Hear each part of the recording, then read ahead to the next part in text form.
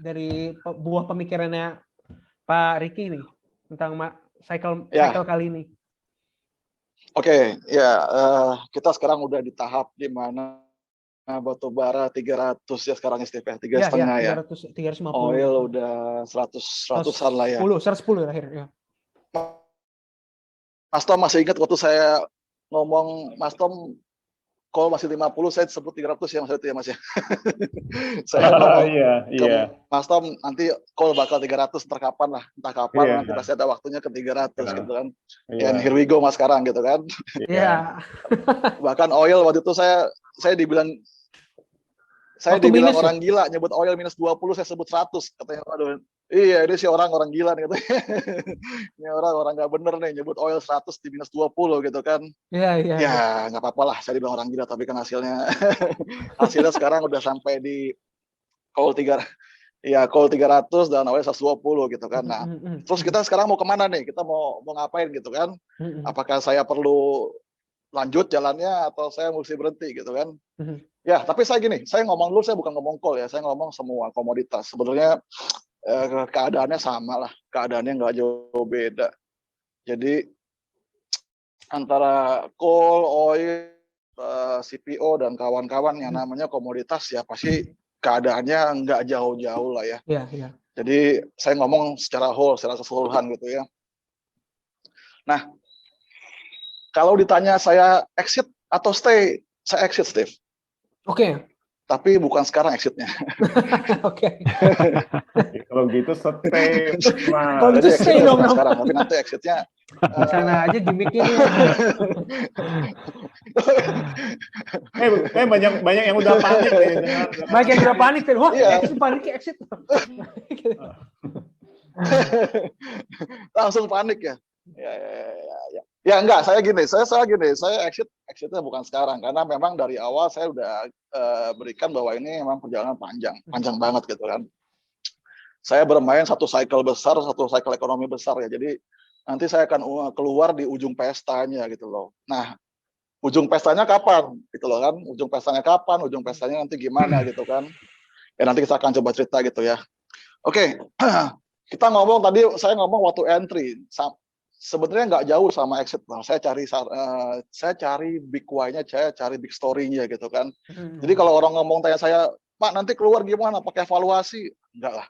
Kembali lagi saya bukan orang yang suka pakai evaluasi di ujung awal dan di ujung akhir gitu kan. Saya pakai LK tuh nanti tengah-tengah lah, waktu mengawal perjalanan tuh baru pakai LK lah. Oke. Jadi waktu awal saya entry, saya bilang sama Steve, saya cari story, saya nggak pakai LK. LK tuh kalau diubek-ubek nggak ketemu-temu lah. Mau cari waktu masuk nih LK jelek, LK buruk. Kalau kita lihatin LK aja, kita nggak masuk Steve. Karena memang waktu itu kondisinya memang nggak bagus gitu kan. Jadi semua indikator nggak akan bagus lah gitu kan. Nah sama kayak di ujung nih. Di ujung juga sama nih. Kalau kita ngubek-ngubek LK, ngubek-ngubek tuh rasio. Itu nanti di ujung Steve, itu rasio semua bagus. Percaya deh. Kenapa? Ya sekarang kinerja setahun ke belakang gitu ya. Saat nanti harga batu bara atau harga komoditas itu semua naik, ya LK-nya pasti bagus lah. Kita nggak ada reason untuk keluar gitu kan. Indikator bagus semua, ROE bagus, BBVA, PE bagus. Jadi nah tapi kan udah Pak. Sekarang udah mulai bagus kan Pak. Makanya banyak yang. Iya, saya nanti ngomong di ujung. Saya nanti ngomong di ujung, ini kan baru permulaan, Steve. Baru permulaan tuh guys. Nah, terus? Jadi baru permulaan ya. Jadi pas nanti di ujung, kalau kita ngubuk pakai LK tuh nggak akan ketemu, Steve. Nah, jadi apa sih yang saya pakai story-nya gitu kan? Nah, tadi saya ngomong story-nya, saya ngomong big one-nya.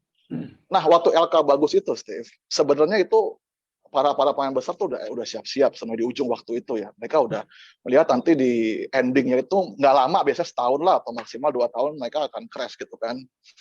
Jadi nanti di ujungnya tuh mereka udah bersiap. Jadi LK tuh benar-benar nggak kepake buat mereka gitu kan.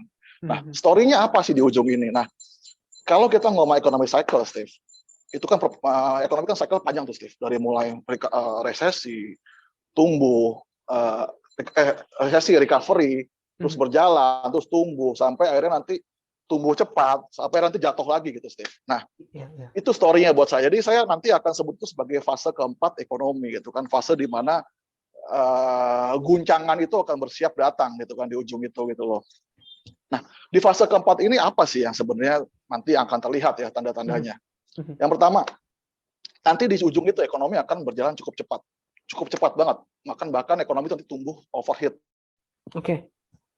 Nanti ekonomi tumbuh overheat, bertumbuh cepat banget, bertumbuh luar biasa gitu kan. Nah, kalau ekonomi bertumbuh cepat, artinya daya beli akan tumbuh juga gitu kan, daya beli akan naik.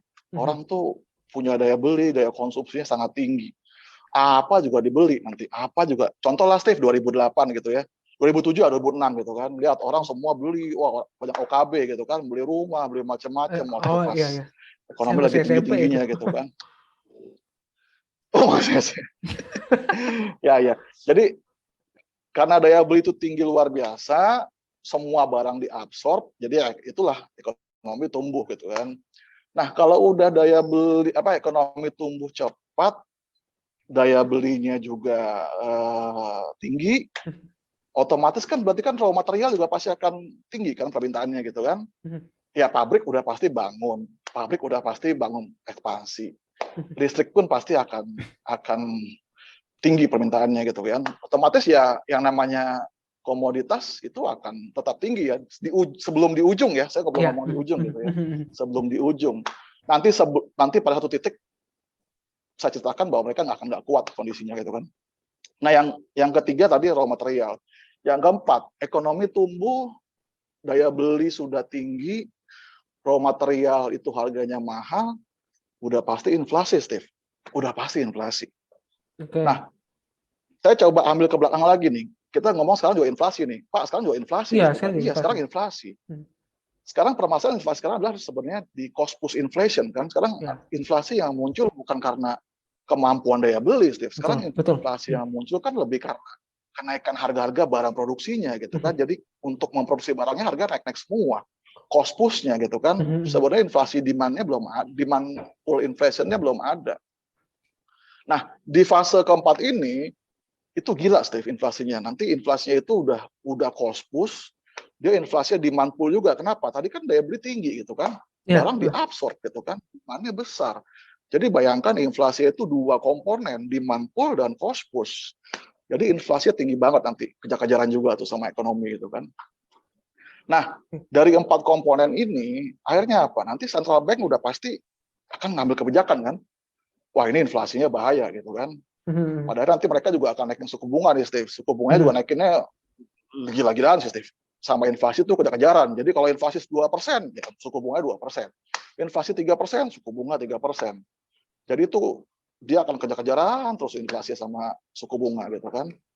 Nah, kelima ini nih semua nih faktornya pada sampai satu titik, Steve, ekonomi nggak kuat. Udah pasti lah ekonomi nggak kuat. Sekarang gini, kita misalkan tadinya beli Indomie misalkan 1.000 gitu ya. Karena demand besar, karena cost produksi naik juga, jadi kita beli 1.200, Steve. Artinya ada ekstra uang yang keluar nih, Steve, gitu kan. Iya, iya. Atau kita misalkan beli bensin nih, Steve, mobil gitu kan, kita isi bensin full tank 400.000 misalkan, Steve. Gitu kan. Iya. Tiba-tiba suruh isi bensin full tank 600.000, Steve, gitu kan. Udah mulai artinya ada uang 200.000 yang kita spending lagi gitu kan. Ya. Atau gini lagi, tambah lagi, misalkan beli rumah nih, cicil KPR gitu kan. Nah, cicil KPR tiba-tiba suku bunga naik nih gitu kan. Suku bunga naik, otomatis cicilan naik nih, Steve, gitu kan. Tadinya misalkan nyicil 1,5, sekarang nyicil 2 juta, Steve. Artinya ada uang lagi yang harus spending another 500.000 gitu kan. Akhirnya daya belinya apa, Steve? Kita sebagai konsumen, aduh capek nih, lelah gitu kan. Wah, udah nggak sanggup deh. Gue udah nggak sanggup deh lagi gitu deh. Akhirnya apa? Perlahan ekonomi turun. Perlahan ekonomi akan perlahan turun dan akhirnya sampai ke titik hancur lagi gitu loh.